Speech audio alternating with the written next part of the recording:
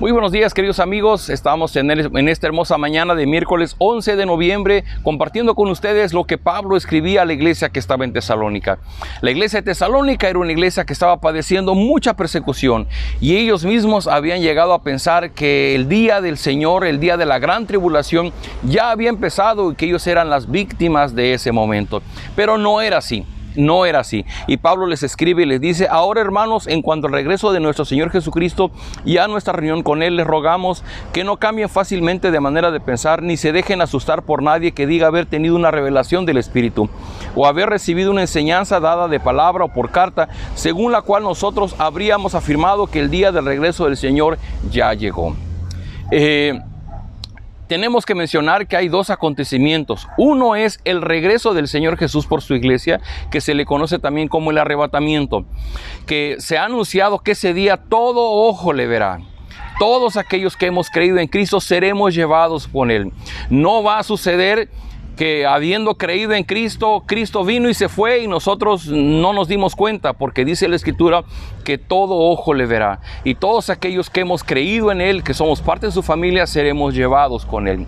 Y otro momento es el gran día de la tribulación, el gran día del castigo de Dios sobre aquellos hijos desobedientes que nunca quisieron creer en Jesucristo. Y Pablo está diciendo: bueno, ellos pensaban que porque estaban padeciendo mucha persecución ya era la gran tribulación. Y Pablo está diciendo: no se dejen engañar, no escuchen las voces de otras personas. Y por eso Pablo les está diciendo claramente. Dice en el versículo 3, no se dejen engañar de ninguna manera, pues antes de aquel día tiene que venir la revelación contra Dios cuando aparezca el hombre malvado, el que está condenado a la perdición. Aquí Pablo está aclarando: antes de que venga la gran tribulación, vendrá un personaje que aquí le llama a él el hombre de pecado o el hombre malvado. El apóstol Juan le llegó a decir el anticristo. El anticristo es un servidor de Satanás, es un embajador de Satanás en la tierra. Y dice: este es el enemigo que se levanta contra todo lo que lleva el nombre de Dios o merece ser adorado. Y llega incluso a instalar su trono en el templo de Dios, haciéndose pasar por Dios. Aunque a lo largo de la historia ha habido muchas interpretaciones queriendo identificar quién es este anticristo, y se ha mencionado a diferentes personajes de la vida pública en el mundo. La verdad es que nadie lo sabe, no lo sabemos. Lo único que sabemos es que este personaje llegará justamente antes de que inicie la gran tribulación. Y este personaje ostentará ser Dios. Él dirá que Él es Dios. Será un personaje soberbio, arrogante, y que arrastrará a todos aquellos que no quisieron creer en Dios. Van a ser arrastrados por Él, van a ser llevados por Él. Es lo que se llama la apostasía. Inclusive muchos de aquellos que dijeron haber creído en Dios, haber creído en Cristo, pero que su fe nunca fue confirmada, afirmada, nunca fue desarrollada y solamente vivieron una religión, bueno, ahora serán engañados por este personaje y saldrán corriendo atrás de él. Dice a partir del versículo 8, entonces aparecerá aquel malvado a quien el Señor Jesús destruirá con el soplo de su boca y reducirá a la impotencia cuando regrese en todo su esplendor.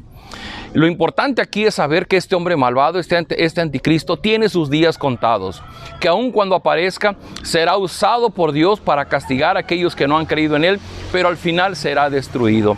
Dice el versículo 9, en cuanto a ese malvado vendrá con la ayuda de Satanás, llegará con mucho poder y con señales y milagros falsos. ¡Wow! ¿Qué temor nos da? ¿Qué temor nos da? Porque ahora existe una gran cantidad de personas que corren tras los milagros. Cualquier creencia, cualquier ídolo, cualquier Dios, cualquier que nos hace creer que hay un milagro, hasta las oraciones las hemos hecho milagrosas y repite tantas veces para que ocurra el milagro, o ve a tal lugar donde se hacen milagros, o ve con fulano porque él hace milagros, y corremos tras los milagros. Y ahí es donde podrá ser que seremos engañados. Dice: y usará toda clase de maldad para engañar a los que van a la condenación, porque no quisieron aceptar y amar la verdad para recibir la salvación. Por eso Dios deja que el error los engañe y crean en la mentira, a fin que sean condenados a todos los que no han querido creer en la verdad, sino que se complacen en la maldad. Queridos amigos, Dios no es el autor de la maldad. Pero Dios usa la maldad que hay en el hombre, usa la maldad que hay en sus criaturas para condenar a sus mismas criaturas. Es decir, Dios simplemente como Dios soberano, nada está fuera de su control, y aún la desobediencia del hombre no está fuera del control de Dios, porque Dios va a usar la misma necedad, la misma desobediencia del hombre para su propio castigo. Queridos amigos, una reflexión, los que estamos viendo este video, me imagino que en su mayoría somos cristianos, somos hijos de Dios. Y bueno, nosotros, gracias a Dios, estamos salvos. Gracias a Dios, Cristo vendrá por nosotros y seremos arrebatados en las nubes y llevados con Él. Pero el mensaje es aquí, seguramente usted tiene amigos, seguramente usted tiene familia a la que ama. Yo le pregunto, si hoy día usted tuviera en su mano la vacuna contra el COVID, ¿no correría con sus amigos y con su familia para compartir la vacuna a fin de que nadie sea contagiado? Yo me imagino que sí. Bueno, de igual manera, si la Escritura está siendo clara y nos está avisando de lo que viene más adelante, del castigo de Dios sobre la tierra, de este anticristo, engañador, embajador de Satanás, para arrastrar a las gentes y llevarlas al castigo de Dios, y que Dios usará simplemente su ira por la desobediencia que hay en ellos para dejarlos y que se vayan a la perdición. Queridos amigos, estamos en tiempo, mientras una persona respira, tiene la esperanza, tiene la oportunidad de conocer el Evangelio. Yo le invito a que usemos este mensaje para ir con aquellos y con gracia, con amor, con simpatía podamos compartir del Evangelio de Jesucristo. No desmayemos, a tiempo y fuera de tiempo.